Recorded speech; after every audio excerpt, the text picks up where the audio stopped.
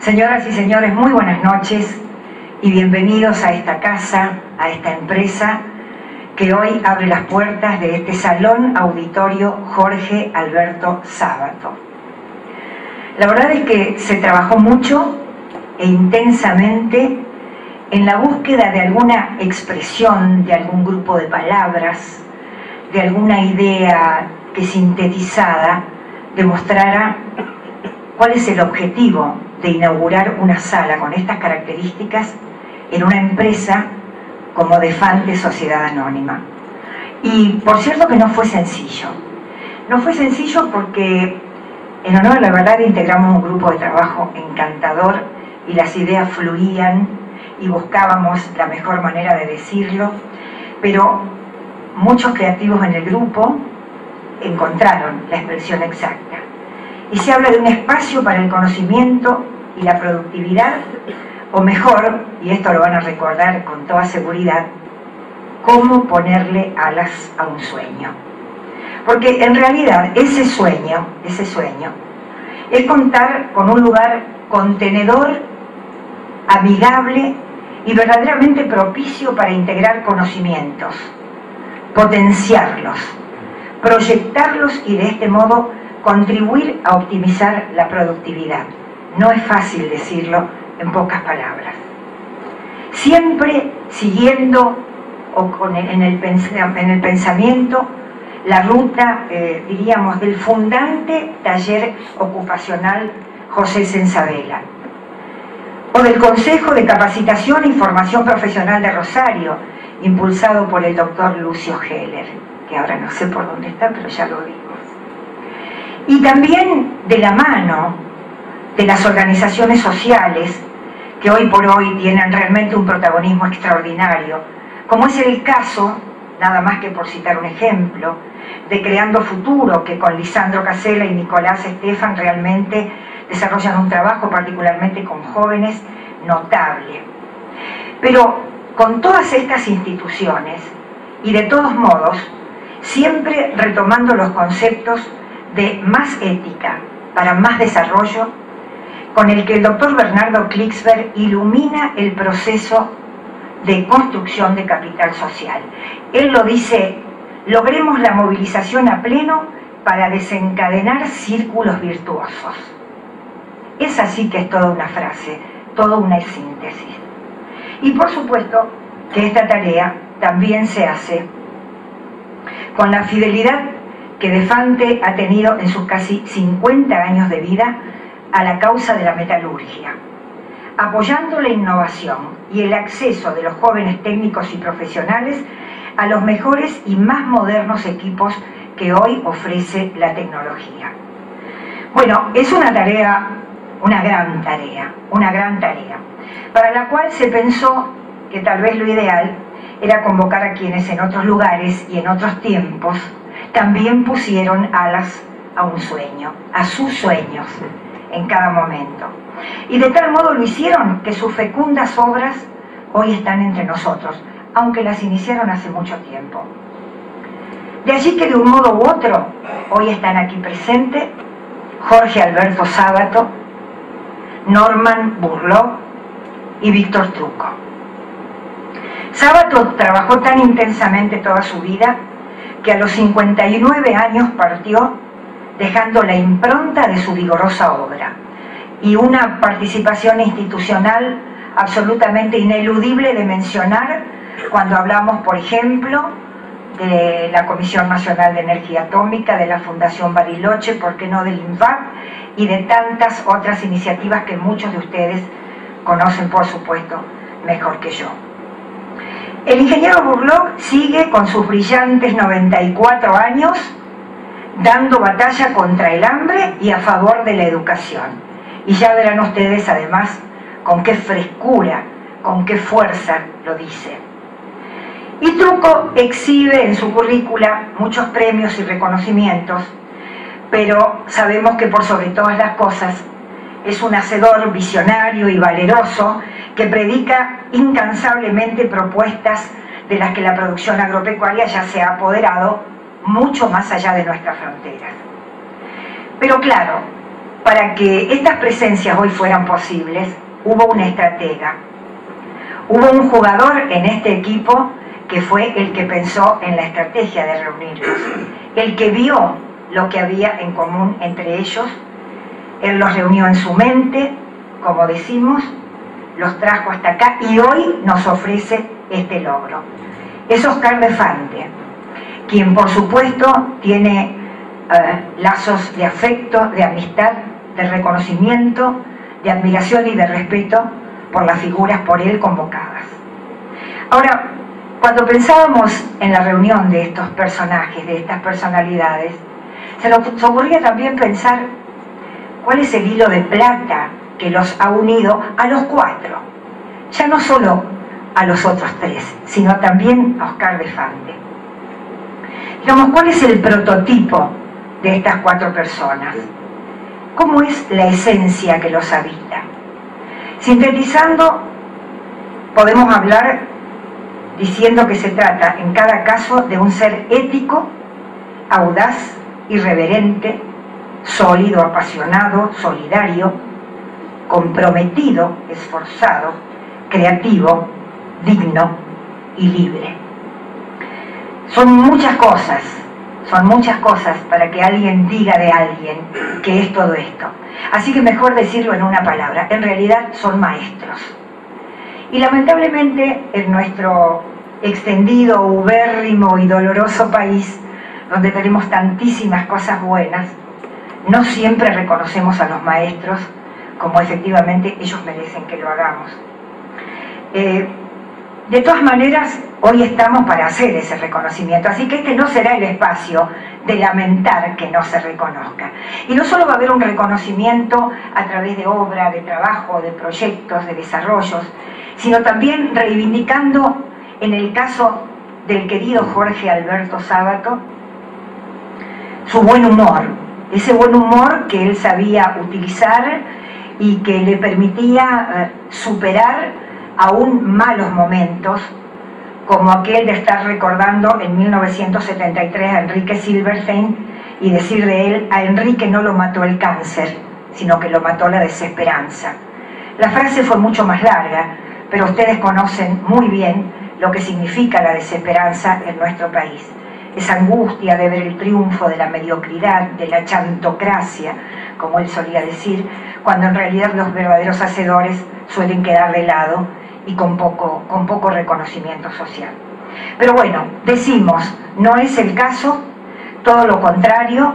Aquí hemos venido tanto trabajando en el periodo previo como hoy y a partir de hoy a plantear una tarea verdaderamente integradora, siguiendo, ya no sé si círculo virtuoso, pero el triángulo virtuoso planteado por Sábato, que permite integrar entonces la labor de la universidad, de las empresas, del gobierno, y hacer de la cuestión educativa un compromiso para tenerlo para siempre.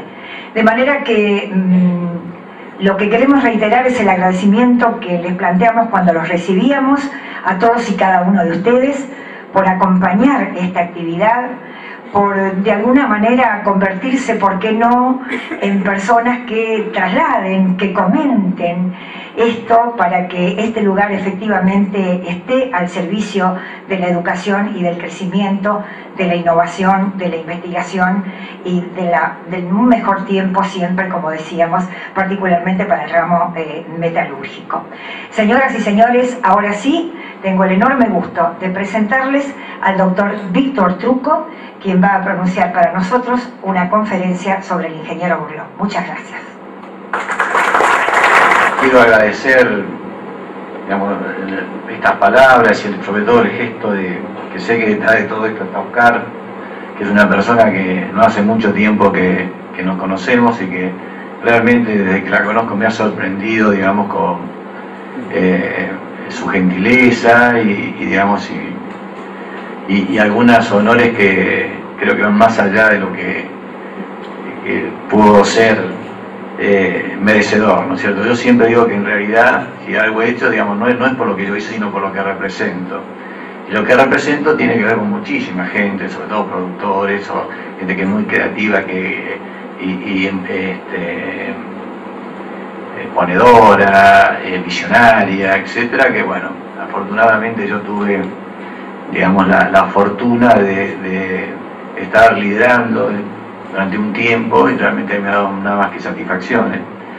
También quiero aprovechar la oportunidad para comentarles que conmigo acompañó hoy el señor Fogante, que realmente fue a mí el que me entusiasmó con la agricultura y que fue el discípulo en realidad de Norman Borlaug.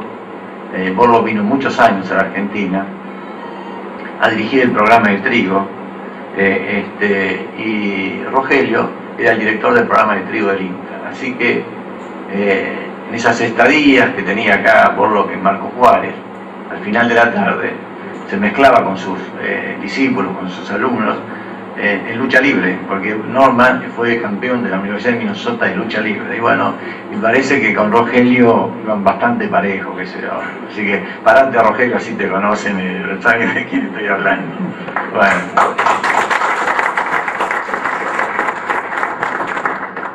Bueno, vamos yo estuve tratando, digamos, desde que lo conocí a Oscar y que me invitó a formar parte de un grupo que lamentablemente no lo pude acompañar porque realmente ya no me da más el tiempo, y me comprometí con él en un día juntarnos a charlar sobre Borlaug. Nunca pensé que iba a ser una conferencia de este tipo, ¿no? Aunque después, hace un mes atrás, me mostró esto, me contó su sueño, y realmente, bueno, lo comparto y lo felicito, porque creo que Argentina, Rosario, tiene y necesita gente soñadora que pueda proyectar buenos ejemplos. Y creo que si con alguien no se equivocó es haber elegido a Norman Borlaug. A Jorge Sábato yo no alcancé a conocerlo, sí a admirarlo, digamos, y creo que hoy algunos de los emprendimientos como estamos haciendo en biotecnología están enmarcados con esa filosofía del triángulo de Sábato, de unir el Estado, la universidad, digamos, y la empresa, ¿no es cierto?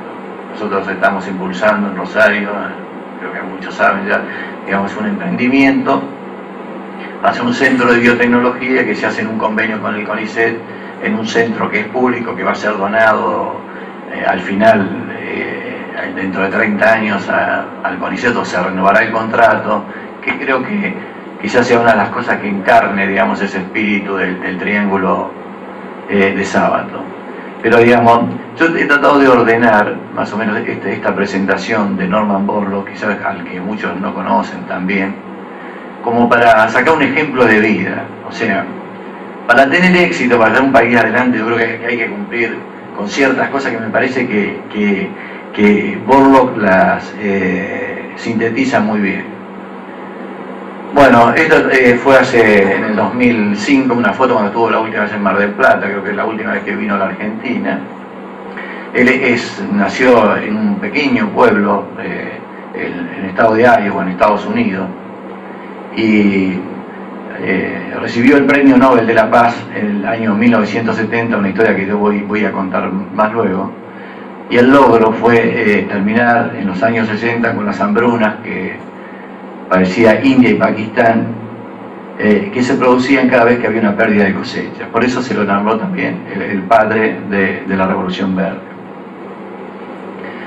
Bueno, Borlaug fue un científico, un especialista en enfermedades de trigo, que en los años 40 fue contratado por la Fundación Rockefeller para ir a México a ayudar a los productores para mejorar el cultivo del trigo. Ahí yo pongo, se formó. O sea, yo creo que es muy importante. Si nosotros queremos, digamos, dar un servicio a la comunidad, tenemos que formarnos, hay que estudiar, porque bueno, para que una sea seleccionado y después tener una oportunidad, hay que formar. A pesar de que, les cuento una anécdota, que Borlaug, que nació como en el campo, y fue a la escuela primaria, a esas escuelas donde hay una maestra para todos los alumnos, cuando terminó la escuela no podía ir a la universidad, porque no tenía recursos la familia, su abuelo insistió mucho. Fue recién un año después, en plena época del 30, porque en la casa no lo podían mantener y trabajar afuera. El padre lo mandaba porque eran muchos y bueno, y podía juntar entre 50 centavos y $1 por día.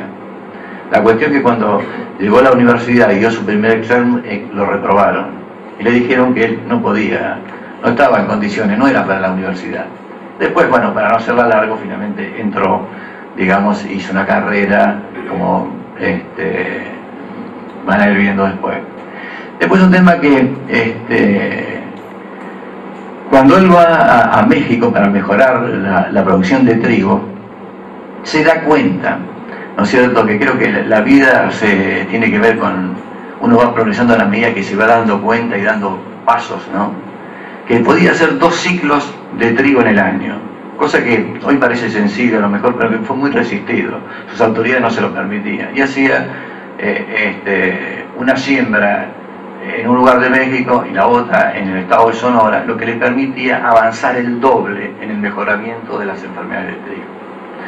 En esos años se desencadenó una epidemia de una enfermedad que es la roya del tallo en el trigo, que afectó las plantaciones de trigo desde Canadá hasta la Argentina. Acá veo que hay gente grande y recordará que en los años 50 se comía, había harina negra que se hacía con sorgo porque se había perdido el trigo. Bueno, esos años fue en los que Borlaug empezó a trabajar en el tema de trigo por esta cuestión, y entonces ahí se forma como una especie de club donde se pone en cadena a todo el mundo a trabajar para lograr vencer esa epidemia, ¿no es cierto? Y entonces se empiezan a seleccionar nuevas variedades de trigo resistentes a esta cepa. O sea que allí yo marco otra cosa, o sea que es también importante, hay que ocuparse, digamos, si no el éxito, si no se trabaja o qué sé yo, no viene solo. Después entonces, dentro de esa red de ensayos que se hace de las nuevas variedades, ¿no?, en América, incluso en Argentina, acá en Marco Juárez, Rogelio trabajó en eso, se hicieron también ensayos en Pakistán y en la India, o sea, se sigue oponiendo, ahí se ocupa, ¿no es cierto? Y ahí él se da cuenta, viendo los ensayos, que había unas variedades que tenían un comportamiento tal en la India y Pakistán que si se adoptarían podrían duplicar la producción. Y acá viene otra cosa que muy importante, que creo que puede ser un ejemplo, que él no solo fue un técnico que dijo esto se puede hacer, sino que se dio cuenta que había que convencer primero a los productores de que ellos tenían que mejorar la producción, y para eso necesitaban riego, necesitaban fertilizantes, necesitaban plata, etc. Entonces los productores fueron al Congreso, impulsados por él, a la barra, y ahí está, fertilizante, digamos. Después también se reunió con el primer ministro y le explicó que si él no tomaba una solución con esos problemas, iba a perder las elecciones. Y el ministro lo entendió, ¿no es cierto? Y entonces decidió rápidamente traer esas nuevas variedades que había que traerlas de México. Y Borlaug personalmente fue y se ocupó, incluso, vamos a decir que fue unas 200 toneladas de trigo, unos 10 camiones, que era una carrera contra el tiempo, porque para que llegaran para la época de la siembra tenía pocos días. Y él personalmente acompañó el convoy y cuenta que en la aduana, para pasar de México a Estados Unidos, él puso la firma, avaló y lo cargó y se fue. O sea, esto le da más o menos que una idea de la personalidad de Norman, ¿no es cierto? O sea que es una persona que se da cuenta, que lucha por cambiar la realidad, y no lucha por el trigo, lucha contra el hambre. Entonces él como él dijo en un momento dado, cuando vio todo esto que había pasado en la India, dice, esto es como una revolución verde. Y ahí quedó la revolución verde, que si bien le dio el mérito para el Premio Nobel de la Paz, también hoy es una cosa medio demonizada, y vamos a ver por qué, contra lo cual él peleó muchísimo. La Revolución Verde tiene que ver con la incorporación de los nuevos conocimientos e insumos a la agricultura que generen un aumento de productividad, o sea, aumento de rendimiento. ¿Por qué se logramos mejores rendimientos? Por mejores semillas, por la incorporación del riego, de los fertilizantes, de los agroquímicos para controlar malezas, plagas y enfermedades, y para la incorporación de la mecanización, etcétera, etcétera. Ahora bien, fíjense ustedes que entre los años 60 y el 2000 se duplicó la población mundial. Sin embargo, la tecnología de la Revolución Verde aumentó la producción un 140%. O sea, más alimentos en relación a lo que había anteriormente. Fíjense, esta tabla, ¿no es cierto?, que ahí muestra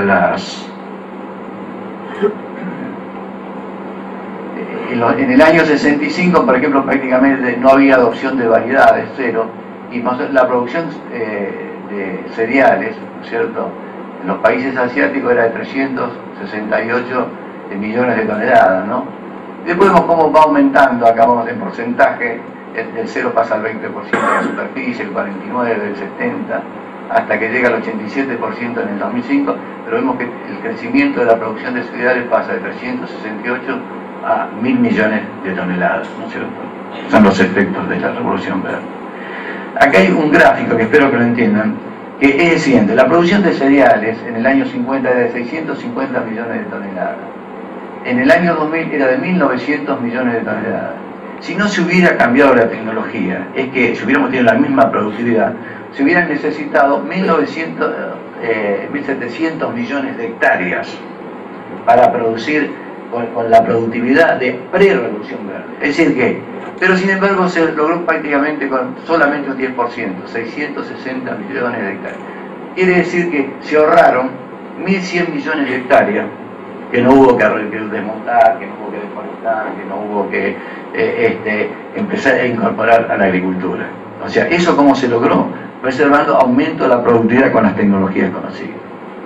Ahora bien, les voy a explicar un gráfico que, digamos, es una idea desarrollada por mi amigo Fogante, para entender que, digamos, la producción está relacionada por el ambiente, que como vemos tiene que ver con, lo define, está dado por el suelo, por el clima, ¿no es cierto? El suelo define un ambiente, y después una semilla, ¿no es cierto?, de acuerdo a la interacción que hay en ese ambiente, que puede ser una tierra fértil o puede ser piedra. Ustedes en la Biblia, o sea, el Evangelio cuenta cómo si una semilla cae entre la piedra o cae en un ambiente fértil, cómo fructifica. De la interacción entre el ambiente y el genotipo tenemos la productividad. Ahora bien, los otros dos elementos que tienen, que hacen que se pueda lograr buena productividad, tienen competencia, como son las malezas o las enfermedades y las plagas. Entonces, ¿qué logra la Revolución Verde? Por un lado, mejorar la fertilidad del suelo, aportando los nutrientes que la planta toma, como son los fertilizantes. El clima aporta, pero le ayudamos si ponemos riego, por ejemplo, en algunas situaciones. Esto lo ha mejorado muchísimo, todo esto, la siembra directa. Y también si controlamos las malezas, porque si los nutrientes en vez de la planta se las lleva las malezas, es la competencia, lo mismo que si las plagas consumen a la. Entonces la Revolución Verde, en alguna medida, significa controlar las malezas, controlar las plagas, aportar nutrientes, aportar plagas para lograr mejor productividad. Fíjense ustedes, una alternativa que tiene muy buena prensa, pero muy mala base, es la alternativa orgánica, con la cual el doctor Borlo luchó muchísimo, porque se utilizó todo este aumento de la producción, digamos, señalando, fundamentalmente poniendo énfasis en algunos efectos que en algunos casos pueden ser más o menos importantes, digamos, cuando no se hace con pericia, como puede ser exceso de uso de fertilizantes o contaminantes, etc. Entonces hay como una idea, dice, pero ¿por qué usamos eso y no lo hacemos como antes? ¿No? Entonces, acá ven ustedes, la agricultura orgánica justamente se basa en eliminar todos aquellos factores que hacían posible el aumento de la producción. O sea, nosotros eliminamos los fertilizantes, que son los que devuelven los nutrientes al suelo, que son los que se llevan las cosechas, si eliminamos los herbicidas que controlan las malezas que compiten con los cultivos, si eliminamos los insecticidas que son los que controlan las plagas, si eliminamos los fungicidas que son los que controlan las enfermedades, si no usamos biotecnología que mejora la eficiencia, lógicamente que el resultado es la vieja agricultura, esa que producía el 40% de lo que se logra ahora. Entonces, tío, si hoy los alimentos son escasos, el hambre sería el doble. Entonces yo cito acá una frase que uno escucha, que dice: ¿por qué no dejamos de usar agroquímicos, fertilizantes, etcétera, y lo hacemos como antes? O sea, si en vez de, y incluso hay una frase que dice: si en lugar de fertilizantes, ¿por qué no usamos estiércol, por ejemplo? Entonces, el ciudadano lo preferiría, porque se ha hecho creer que el aumento de la productividad solo responde a la codicia del empresario agropecuario, que no tiene otra finalidad. Y si usamos estiércol para producir, ¿qué comen los animales para producirlo? Esto es textual del Borno, que él lo explicaba en su charla, decía: se comen la cola. Nosotros si le damos estiércol. ¿Y con qué producimos el estiércol? Con los animales. ¿Y a los animales qué le damos de comer? Si no producimos alimentos para comer. Y él usaba esto que decía: bueno, se comen la cola. Entonces yo he tratado de agrupar las cuestiones más o menos para tratar de dar un mensaje de lo que era Norman Borlaug, porque ¿cómo se consiguen los resultados científicos? Veamos lo que pensaba, lo que ocurrió, digamos. En ese convenio en el que primero que participó Borlaug, que fue del año 43 al año 60, de un convenio entre la Fundación Rockefeller y el gobierno de México, eso permite tener un enfoque multidisciplinario para aumentar los rendimientos de la producción agrícola, entrenar a un grupo multidisciplinario de investigadores, transferir resultados a los agricultores de manera rápida y eficiente, transferir responsabilidades a los científicos mexicanos lo más rápido posible, etc. Las cosas no vienen solas. Hay que trabajar, hay que formar equipos, instituciones científicas, etc., ¿no? Bueno, eran los primeros, Borlaug, ese era esta persona en esa época, ¿no es cierto?, su grupo de trabajo. Entonces, el programa de capacitación de la FAO con la Fundación Rockefeller y el gobierno de México, donde trabajó después casi siempre Borlaug, este convenio con la FAO empieza en el año 60, brindó capacitación a jóvenes científicos procedentes del norte de África, del cercano Medio Oriente, que iban a México a hacer cursos, ¿no es cierto? Se ofreció capacitación práctica en todas las disciplinas, y al regresar a sus países los egresados llevaron tecnología para generar variedades semienanas de alto rendimiento, que son estas variedades de trigo. Se hicieron viveros internacionales de rendimiento para hacer demostraciones de rendimiento en muchas localidades. Fíjense ustedes, acá están dados los envíos de semilla de trigo a África, ¿no es cierto?, que fueron en el 65, o sea, 200 toneladas a la India. Estas son las que hizo personalmente Borlaug. Después pasó a 18.000 toneladas, en el 77 ya fueron 42.000 a Pakistán y 21.000 toneladas a Turquía. Bueno, la India pasó después de ser un país que cuando la gente directamente se moría de hambre, a ser un exportador de trigo, a tener aún en los peores años. Bueno, también se formó una red, digamos, todas estas cosas, porque mucha gente... Él trabajó mucho en el CIME, que es el Centro Internacional de Mejoramiento del Maíz y Trigo, que está en México, ¿no es cierto? Pero hay una cantidad de centros de mejoramiento, estos son los del arroz, que están ahí en Asia, y hay una cadena de instituciones que trabajan para que esto ocurra, ¿no es cierto?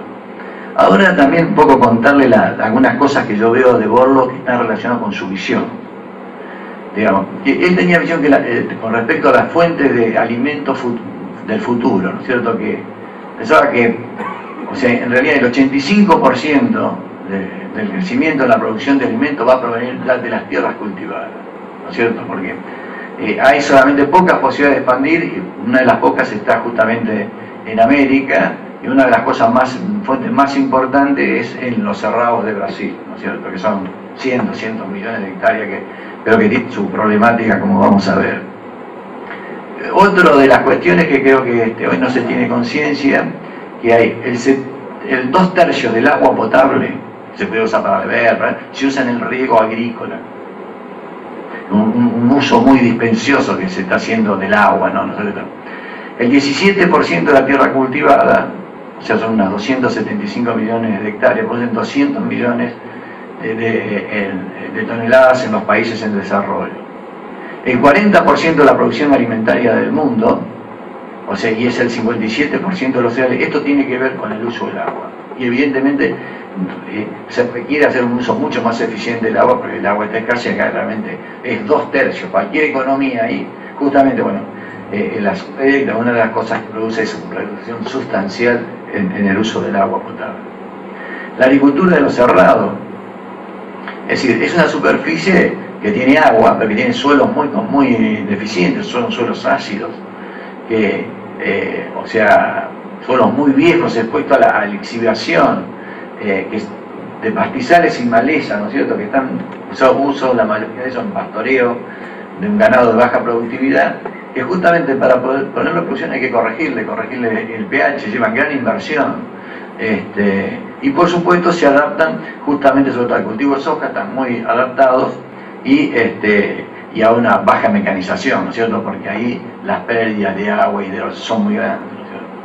Pero realmente digamos, no es como decir, hay que ir a preparar el lugar donde con una alta inversión, y como vamos a ver, esta zona de los cerrados está, digamos, muy lejos de los puertos, ¿no es cierto?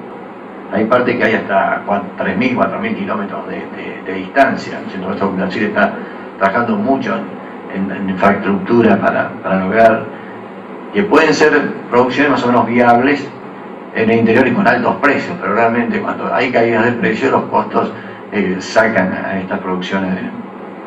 Bueno, vamos rápidamente, digamos, porque para que se vayan formando una idea de la personalidad de Borlaug, ¿no es cierto? ¿Cuáles eran las preocupaciones de Borlaug?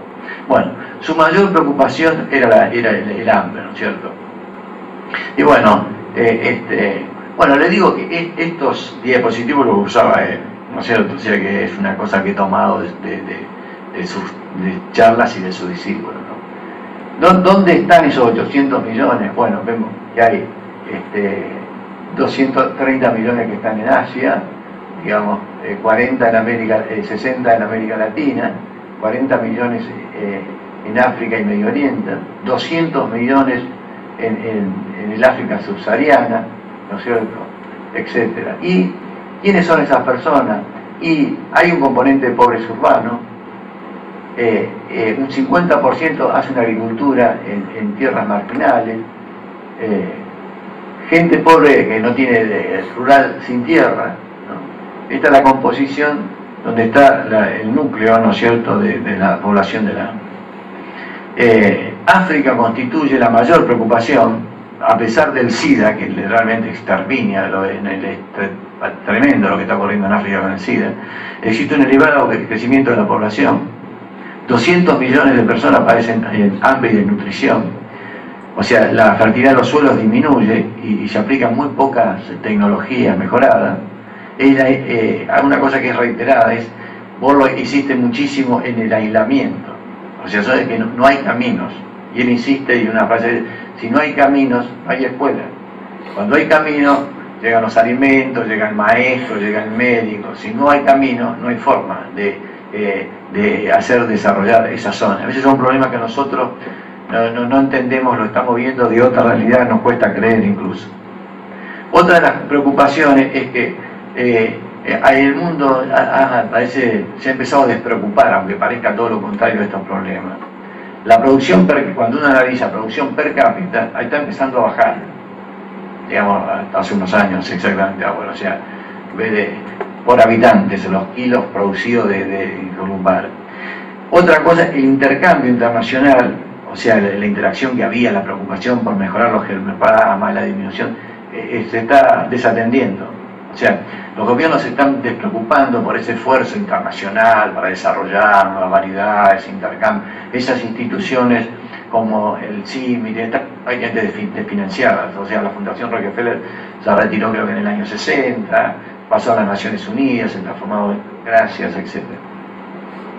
Después él está muy preocupado porque está viendo, ahora les digo, tiene 94 años, están apareciendo nuevas razas de roya, que es una enfermedad del trigo que a él lo tiene en ese momento muy preocupado. Otra de las preocupaciones era el analfabetismo, ¿cierto? Hay 320 millones de hombres y 550 millones de mujeres, no sé si es inteligente o qué, pero digamos, son más las mujeres.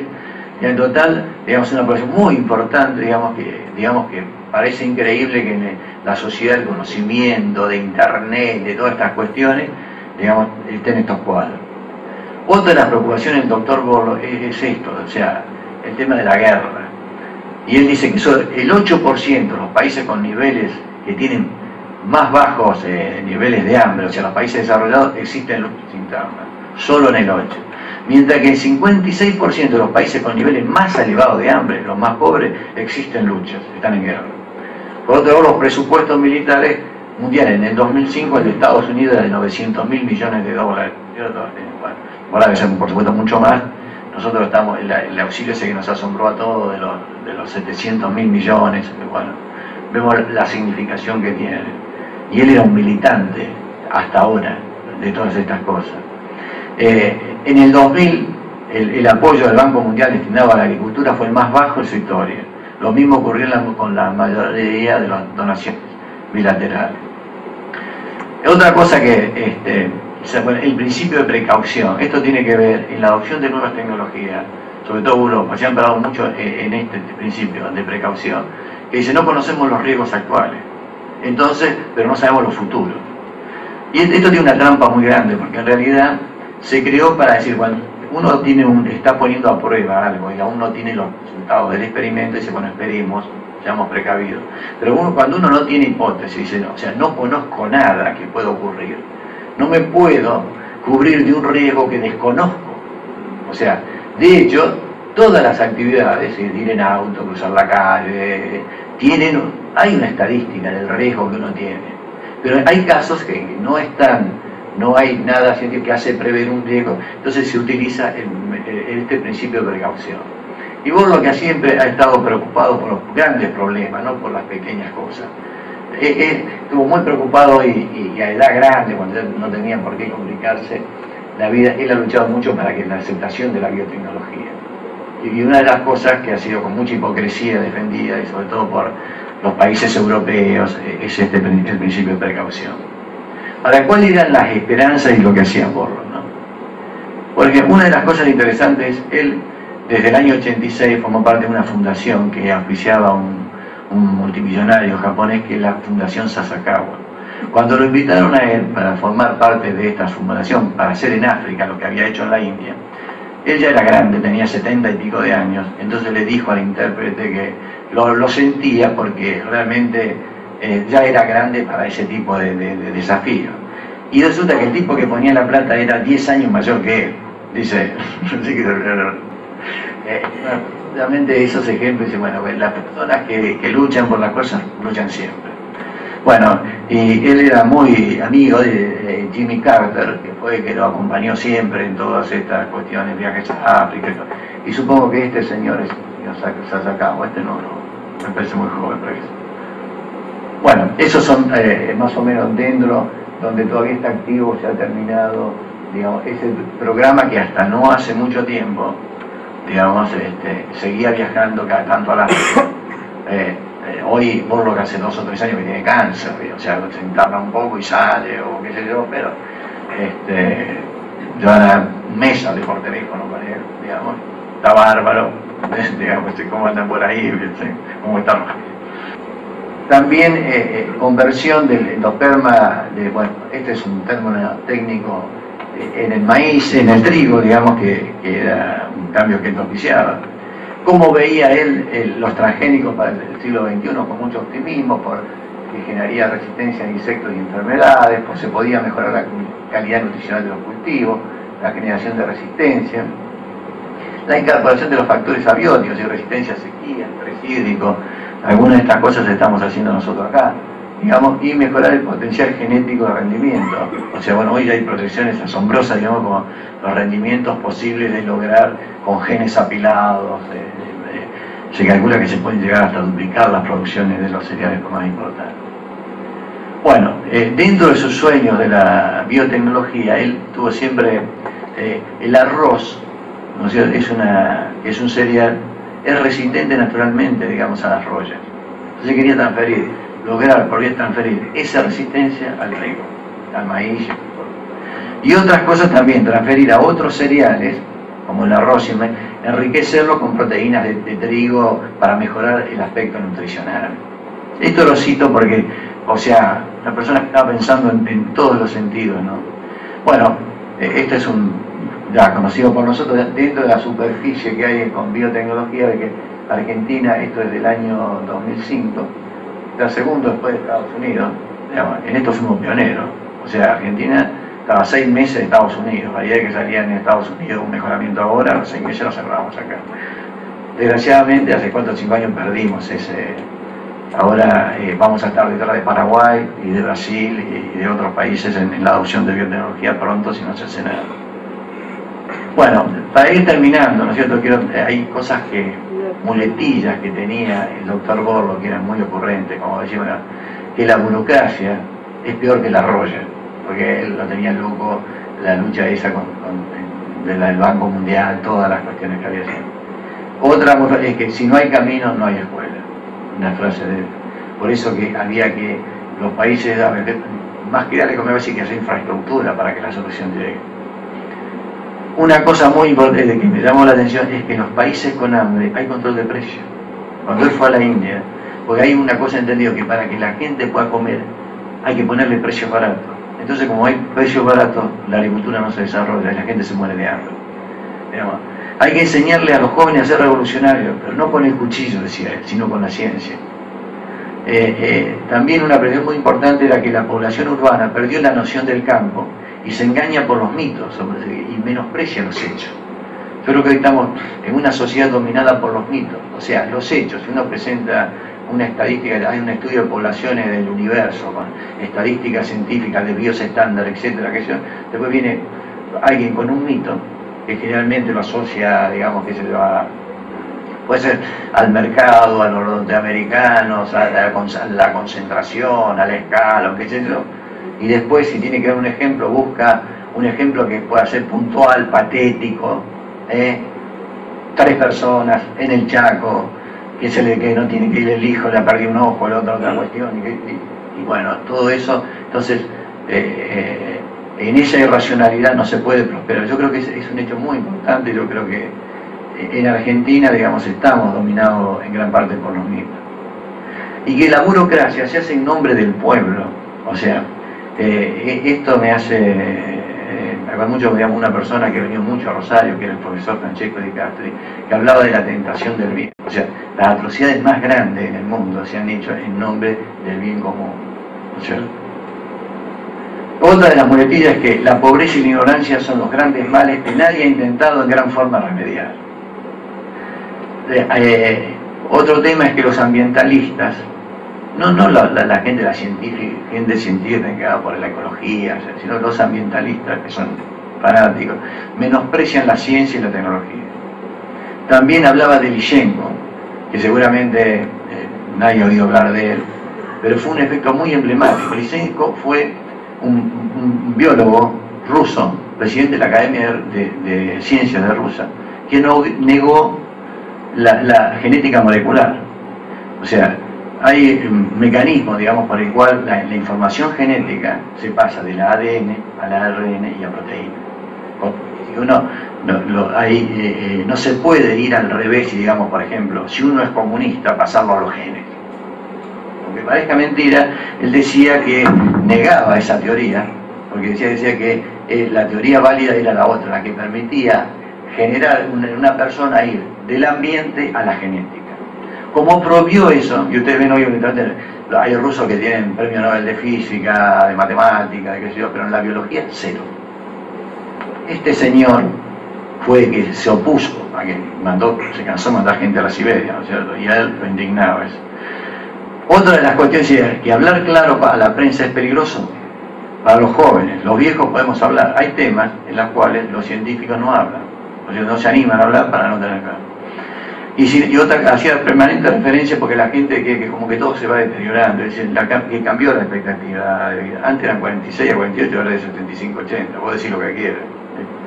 Sobre todo creo que acá muchos de los que estamos no podemos dar fe. Y que una de las cuestiones que quería que realmente se va deteriorando todo, y no hay una idea de que la ciencia repara cosas. Por ejemplo, digamos, un ejemplo, los suelos ácidos de Brasil se pueden hacer productivos porque por la ciencia nos permite corregir esa falla de la naturaleza, ¿no es cierto? Bueno, ya voy terminando, no se preocupe. Digamos, otra de las cuestiones son los legados de Norman Borlaug. O sea, que no importan los mitos sino los hechos, ¿no es cierto? Otra, hay que luchar por las ideas. Yo recuerdo con respecto a eso, cuando me se lo encontraba, decía, ¿cómo va su lucha? ¿Qué lucha? Yo digo, bueno, no estamos así, no estamos peleando contra nadie. Sin embargo, después entendí que, y me parece que creo que es el mensaje más claro que uno podía dejar acá, sobre todo para alguna gente joven o que sea, es no solo tener buenas ideas, es luchar por eso. Borlaug es un ejemplo de eso.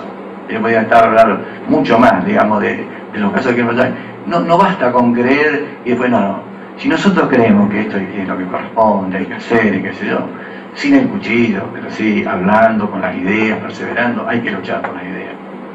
Que no solo es importante darse cuenta, hay que luchar para que los cambios se produzcan, como él hizo con el 3. Porque podría haber visto y decir, mira, qué variedad que anda mejor, lo publico.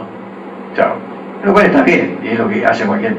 Pero él no. Yo creo que fue importante porque él se involucró en lo que creía, ¿no es cierto? Los problemas se solucionan con la ciencia y no con las ideologías, ¿no es cierto? Porque la ciencia basa en hechos, las ideologías son previas, ya son viejas. Entonces no podemos a cada cosa nueva enmarcarla como que ya lo sabemos, no. Hay que estar abierto, uno puede tener ideas, pero realmente lo que importan son los hechos, y esas son las que marcan la realidad, y creo que es un ejemplo. Otra cosa que él decía siempre era que, sobre todo esto va más para los ingenieros agrónomos, parece que están muy de oficina, ¿no? Para producir hay que salir de la oficina, hay que ir al campo, hay que ensuciarse las manos, hay que transpirar. Es el único lenguaje que entienden las plantas, decía. Y que, por supuesto, esto es una frase de un premio Nobel de la Paz, ¿no es cierto? Que no va a haber paz con estómago vacío, ¿no? Y para terminar, con una frase que ya dije, de la idea que uno puede tener de Borlaug, que se da cuenta y lucha. Lucha por cambiar la realidad, no lucha por el trigo, lucha contra el hambre, lucha por la paz. Bueno, les agradezco la oportunidad que me han escuchado.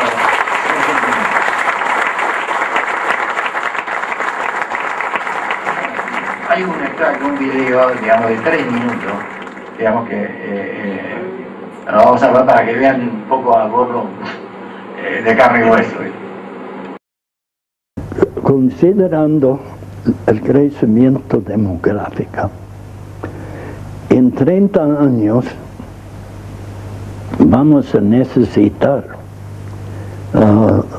aumentar la producción, vamos a ponerlo en cereales, entre 60 y 70%, porque no es solamente más gente, están comiendo mejor.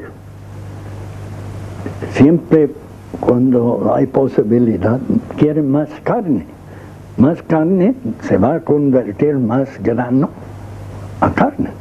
Los chinos, por ejemplo, ahora cuando todo marcha bien en China, son los grandes importadores de soja. Parte de Argentina, de Estados Unidos, de Brasil.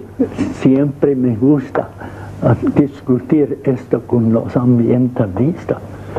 ¿Qué hubiera pasado a los bosques, hábitats de los especies silvestres, si hubiéramos hecho este aumento tumbando más árboles, cultivando más tierras poco profundo, que hubiera dado cosecha por 2, 3 años y después erosionado?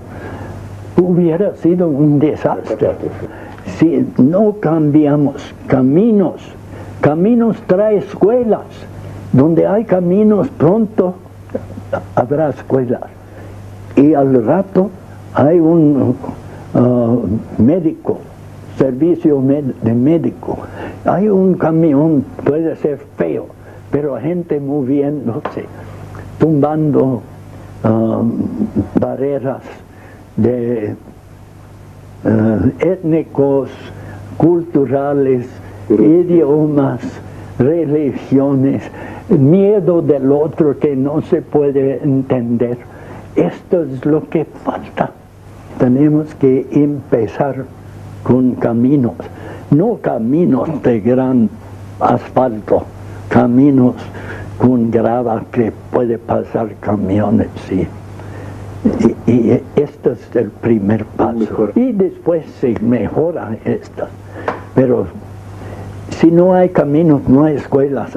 Y por esto yo estoy siempre diciendo, aunque poca gente me oye, que necesitamos educación primaria universal para todos.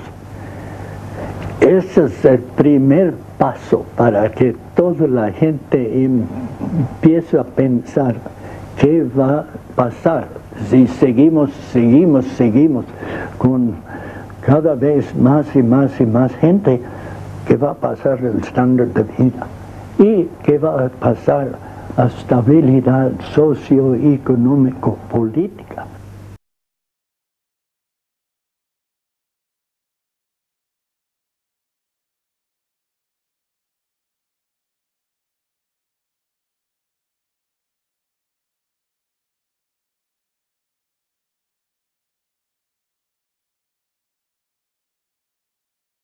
Después de escuchar a Víctor y a Susana, es poco lo que puedo agregar.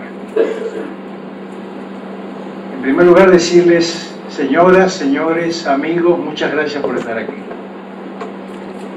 Son solo unas palabras con algunos recuerdos, aclaraciones y agradecimientos.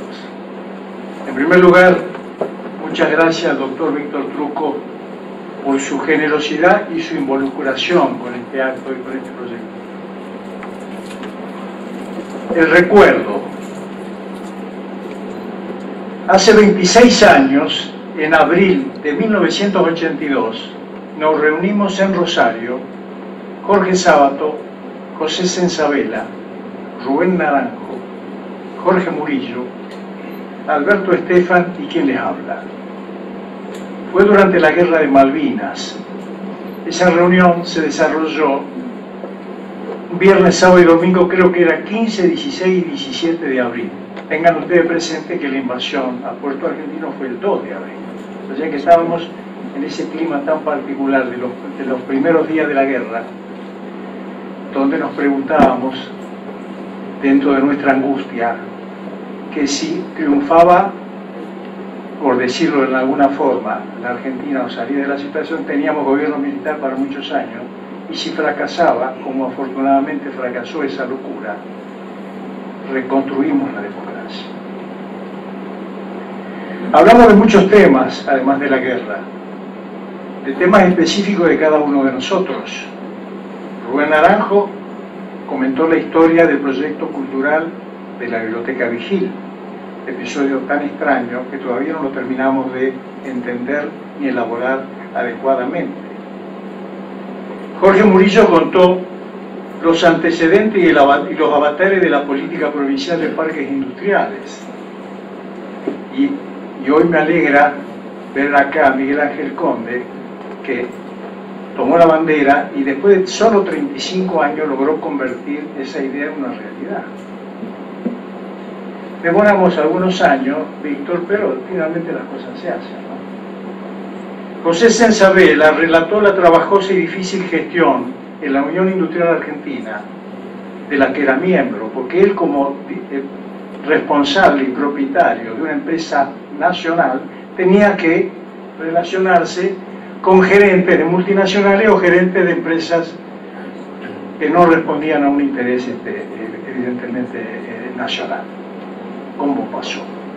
Alberto Estefan, como buen epistemólogo, observaba, tomaba nota, y yo hablé muy poquito de máquinas herramientas y sobre todo escuché y aprendí muchísimo.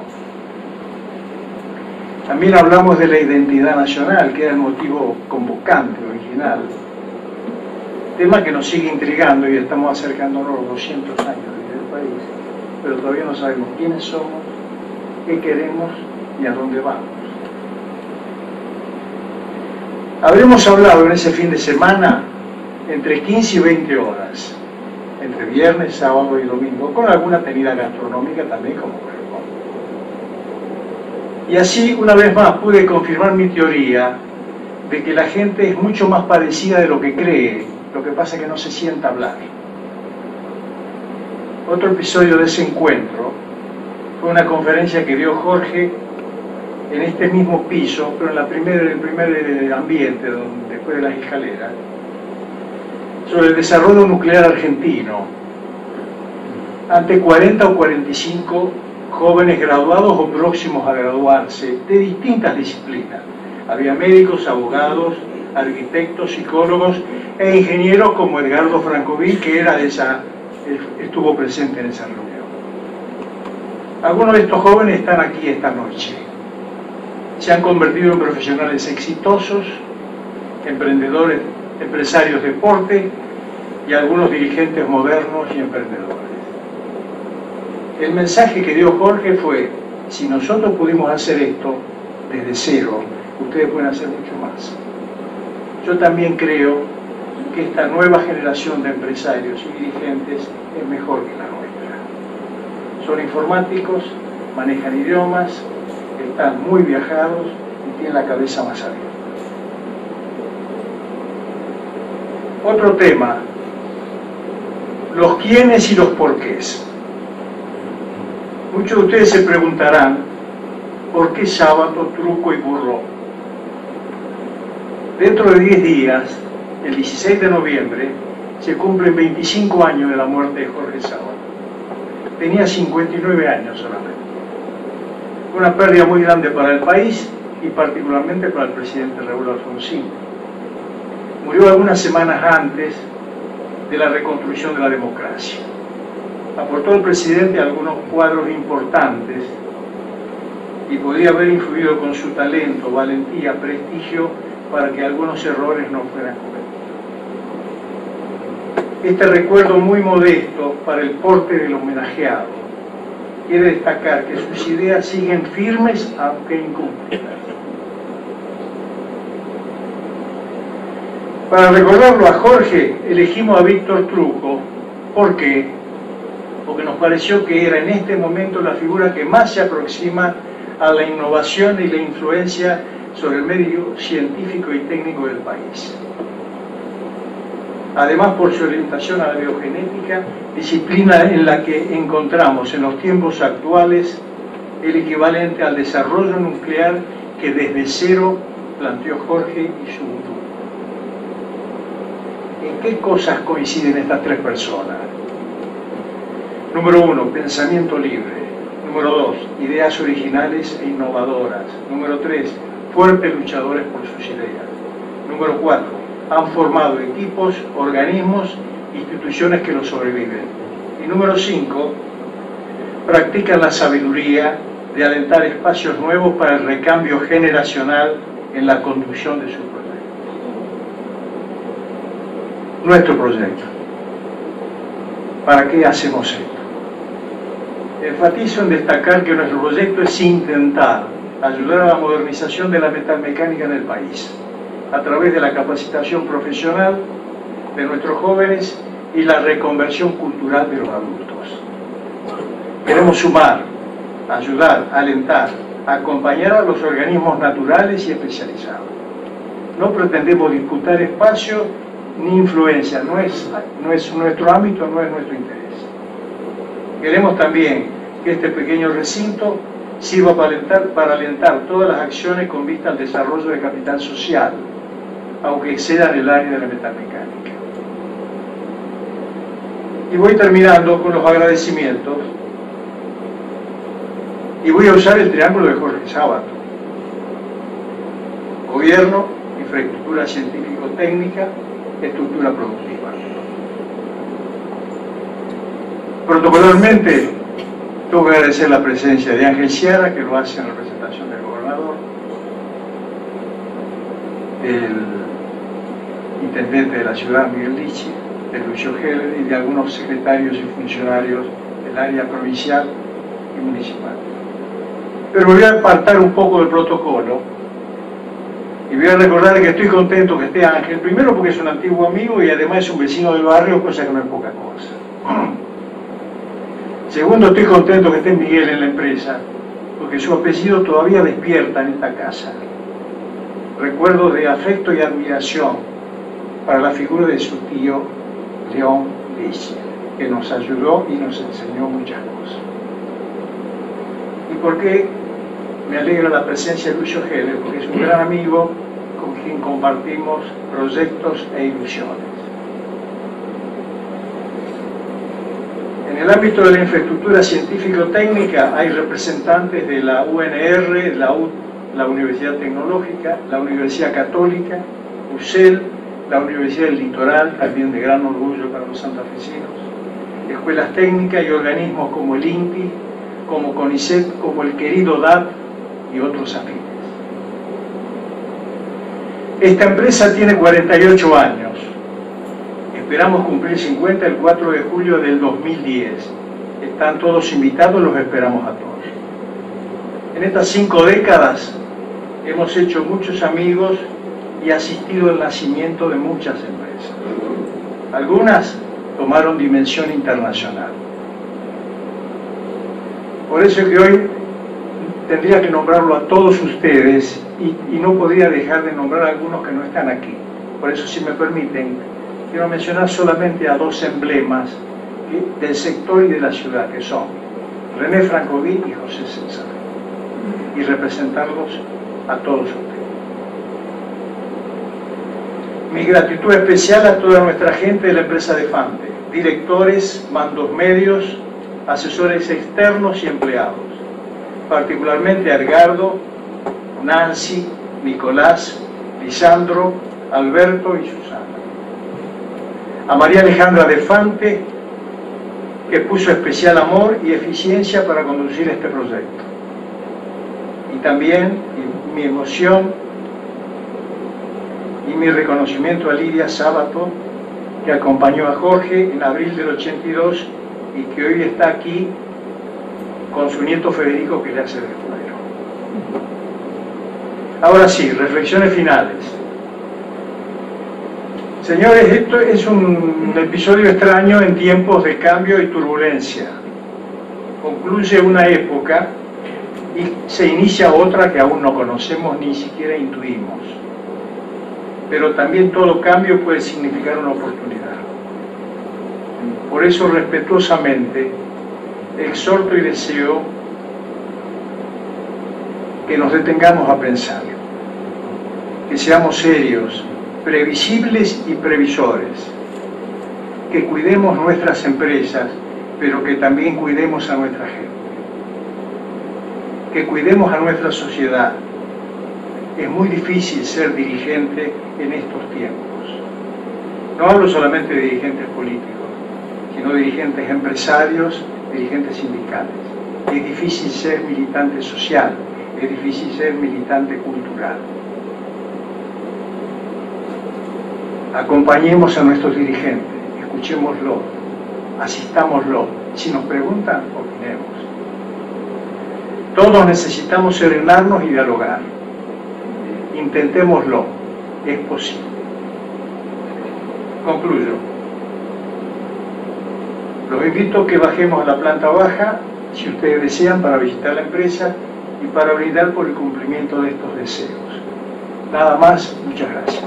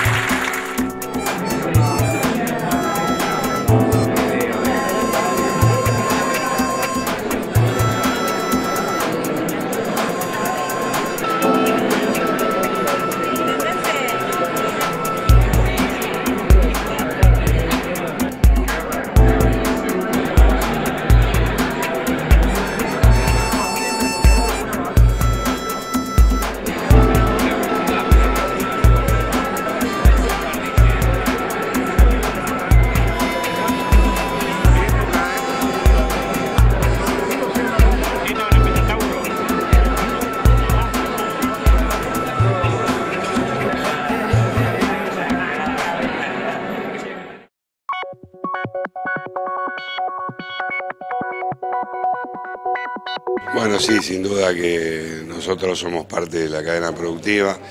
Yo represento, si bien tengo una gran amistad con Oscar de Fante de hace muchos años, hoy creo que estoy también representando a la Asociación de Industriales Metalúrgicos, y cuando dejé el auto aquí en la esquina y veía todo este movimiento de tanta gente que junta esta firma, que ya traspasó las 4 décadas, y digo, mirá qué cosa, nosotros por ahí en la asociación no podemos juntar todo esto.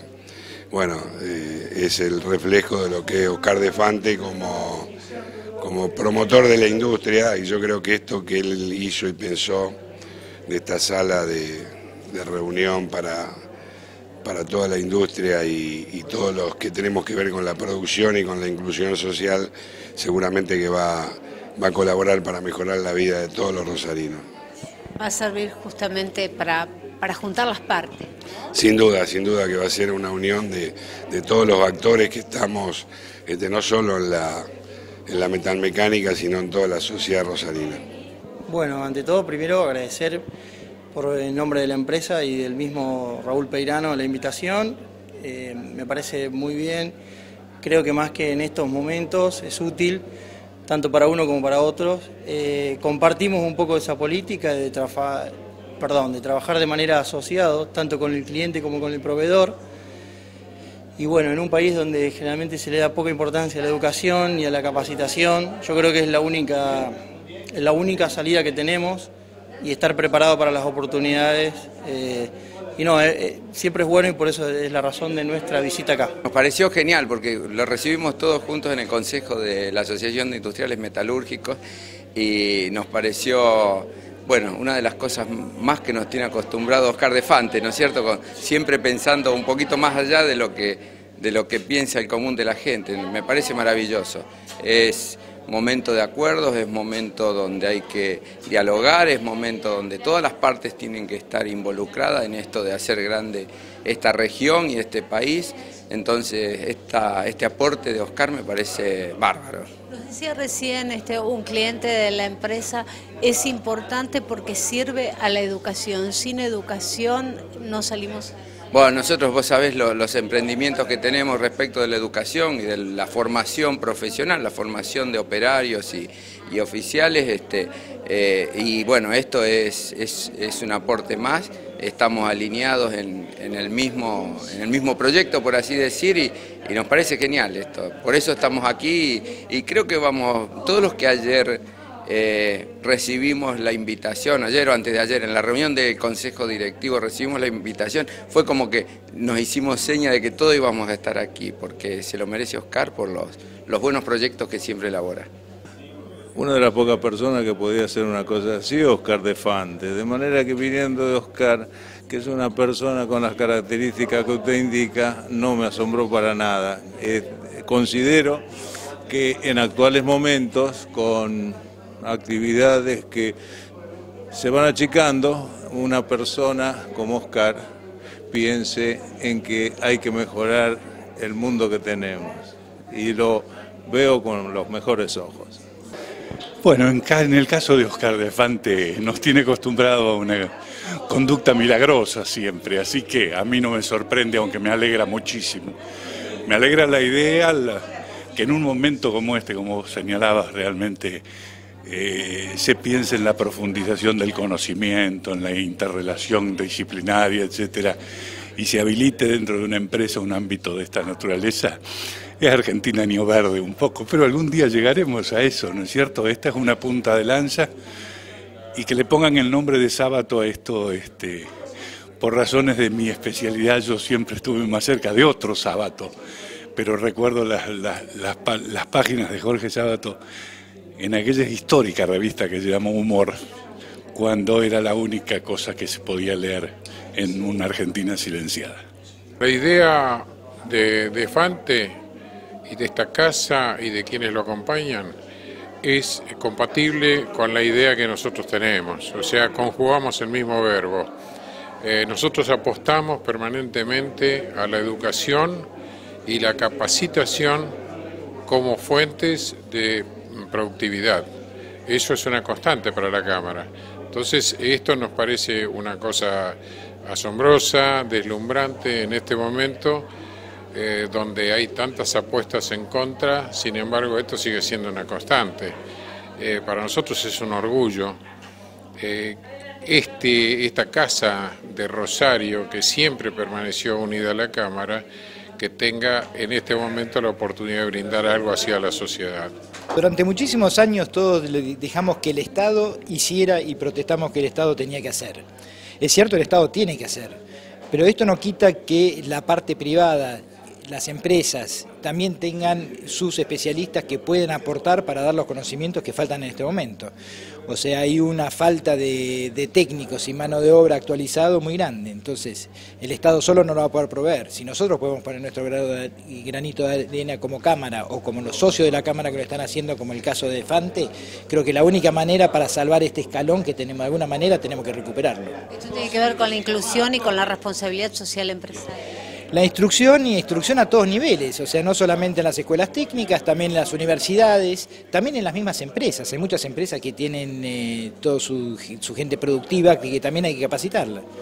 Bueno, la verdad que el ingeniero Oscar de Fante es un empresario destacado por eso, porque no se queda solo en el crecimiento de su propia empresa, sino que piensa en el desarrollo de la ciudad, que bueno, le ha dado un contexto que él supo aprovechar con mucho trabajo. Entonces creo que hoy esto demuestra que trasciende solo lo que es su negocio, que está brindando a la ciudad un espacio de cultura, en este caso como el doctor Trucco, hablando de bueno, algo tan trascendente para nuestra región como es la biotecnología, el conocimiento, el estudio dedicado a la producción.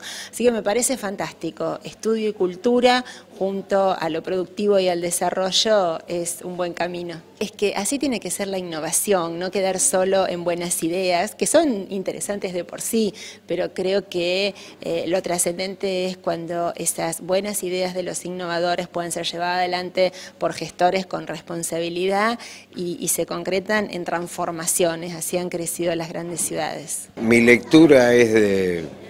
Me va a traicionar la amistad que tengo con Oscar, esa es la realidad concreta, pero la verdad que hacen mucha falta empresarios serios, empresarios que crean en profundidad en la gente, que crean en las capacidades de la gente, que se jueguen permanentemente por mejorar no solamente su empresa, sino el país, porque es muy difícil que una empresa funcione bien en un país que no funciona bien. Entonces creo que todo esto es la síntesis de una vida y de un trabajo al servicio de ideas y con una práctica consecuente, y eso es Oscar de Fante, así que yo me siento inmensamente feliz, además todo este marco de tantos amigos y todo este marco tan positivo de todo lo que he escuchado. Yo llegué un poco tarde porque llegué de Santa Fe, pero la verdad que me siento inmensamente feliz y contento de poder llegar. En algún momento de la charla se dijo, se hizo alusión a esto de modificar la forma de producir el conocimiento científico para poder acercarlo a todos. Es que ese es el gran drama, porque el mundo ha avanzado tecnológicamente, pero esa tecnología no está al servicio del bienestar de la gente. Y este es el clic que hay que hacer definitivo, digamos, y creo que es un desafío de todos y de todas las sociedades. Sí, la verdad que es un acto que tiene un profundo contenido, sobre todo en un momento como este, de desesperanza, de desaliento, de preocupación de la sociedad en su conjunto y también de los empresarios, que un empresario de la ciudad como Oscar de Fante, prestigioso, con una larga trayectoria, inaugure un espacio dedicado fundamentalmente a vincular a la ciencia, al sector privado y al Estado, a las universidades, y a rescatar algunas de las figuras más importantes de la ciencia en Argentina, como fue Jorge Sábato o nuestro Víctor Trucco más actual. Así que, bueno, creo que una excelente iniciativa de Oscar de Fante, y seguramente esta convocatoria tan variada y tan representativa de la ciudad nos está mostrando que es una iniciativa que cuenta con apoyos importantes. Ejemplo imitado. Yo creo que es, sin ninguna duda, digamos, una convocatoria a la esperanza, que es lo que creo que se necesita, el mensaje que necesitamos hoy los argentinos y especialmente los rosarinos. Es una actitud que la tienen pocos empresarios y evidentemente lo de Oscar de Fante es muy particular, es un empresario. Yo pensaba en esto, digo, si hay un empresario que cumple con la responsabilidad social empresaria en el sentido completo de esa denominación tan usada frecuentemente, es Oscar de Fante.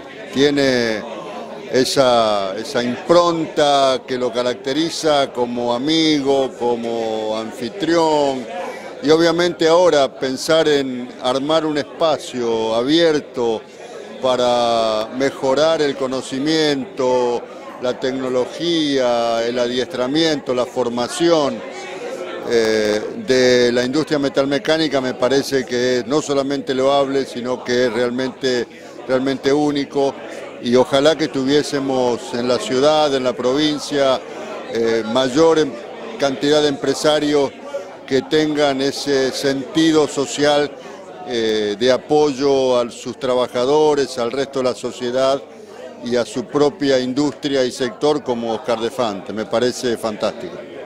La verdad que hablar de Fante es hablar de un ejemplo y de un pionero en esto de la más ética, más desarrollo, porque hace muchos años que él lo practica, y entender que el desarrollo y el crecimiento de su empresa va de la mano con el desarrollo y el crecimiento de la sociedad. Y brindar en primer lugar desde su ética y en segundo lugar de su compromiso social, de pensar en la educación, de pensar en ser solidario, no solamente lo que es legítimo de la empresa, que es ganar, sino también pensar en el todo, porque no hay posibilidad si no hay desarrollo de una sociedad en común. Y creo que en eso De Fante nos marca un camino y un ejemplo a seguir por todos los empresarios argentinos. Es un ida y vuelta. Claro que es un ida y vuelta, porque él sabe dar mucho y cuando se da se recibe, y él le da mucho a la sociedad y recibe mucho afecto de todos los que los queremos porque lo conocemos y sabemos de una persona de una gran honorabilidad y de un corazón muy abierto, y esto creo que es importante para todos, para seguir su ejemplo. Y para mí fue muy emocionante y además no esperaba que una cosa así, ¿no? Que lo reconozcan después de tanto tiempo y todo, ¿no? Y esto de seguir pensando la ética a partir de la producción del conocimiento y a su vez pensar en el mercado, pero también desde la ética. Por supuesto, claro. Sí, no, qué sé yo, no. ¿Qué hubiese hecho Jorge hoy en día viendo una sala, ¿no?, pensada para juntar a todas las partes del proceso productivo? Es cierto, no sé qué hubiera pensado, porque él en eso era un poco enemigo de todas las cosas que se hacían así, como fueran ceremoniosas que él consideraba, ¿no? Pero por supuesto uno se siente reconocido enormemente, ¿no? ¿Y cuál fue el mejor legado que dejó a la familia? Uy, tanto. Bueno, fundamentalmente el ejemplo de la honestidad y la manera de pensar así tan recta, ¿no? Eso fue fundamental, ¿no?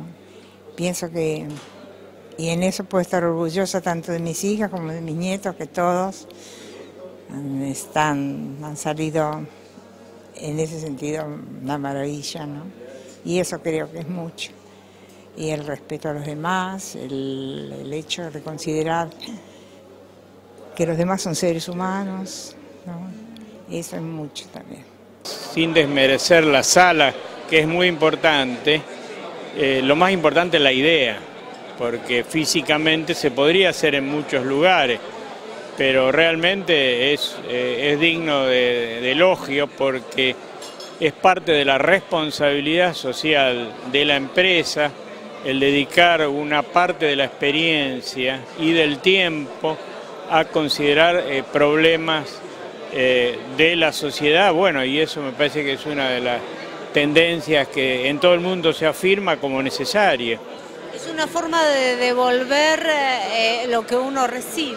Por supuesto, no hay duda. La empresa es una institución que vive y se nutre de la sociedad y por lo tanto, bueno, en este caso de Defante, el énfasis que siempre pone en el recurso humano y en el mejoramiento, por todos aquellos que lo conocemos hace muchos años, sabemos que es así, y bueno, esto simplemente lo organiza un poco más toda esa actividad que siempre ha desarrollado. La reflexión es que era esperable que a Óscar se le ocurra una idea como esta. Hace mucho tiempo que venimos razonando juntos que si algo falta en este país es mano de obra calificada. Y bueno, y Óscar ha tomado una iniciativa que yo la comparto desde otros espacios institucionales, que es la de generar acá en su casa un espacio de formación, un espacio que va a estar conectado con escuelas, así se lo escuché a él decir, y bueno, y un espacio donde también se va a recalificar la mano de obra que está en actividad. Entonces, lo que ha hecho Óscar con esta iniciativa es un ejemplo, ¿no?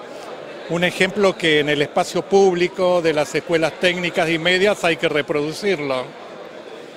O sea, generar situaciones donde mejore la formación técnica de los jóvenes y la formación continua de los trabajadores en actividad.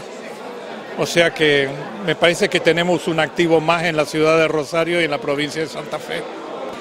Bueno, inmediatamente nos sumamos porque además es una idea muy vieja o antigua y un deseo que bueno, que primero surgió como deseo realmente y después me parece que la sociedad lo pedía y el hecho de capacitar a la gente, acercar a los chicos de la universidad y de las escuelas técnicas a la realidad de lo que es la máquina herramienta y bueno, y entonces nos sumamos y por suerte lo logramos. En realidad el objetivo de esto que estamos inaugurando hoy tiene varias funciones, ¿no? Acercar un poco la información de lo que hay disponible en el mercado a las universidades, a los alumnos, profesores universitarios. Ya hemos hecho alguna experiencia previa que nos movió y nos impulsó mucho más a realizar esto que estamos inaugurando hoy. Pero no solamente en eso, sino también crear capital social, vincularnos con gente no solamente del rubro metalmecánico, sino con otros sectores, ¿no? ¿Y para vos es muy pesado ser la hija de Óscar? No, es muy grato, es muy grato.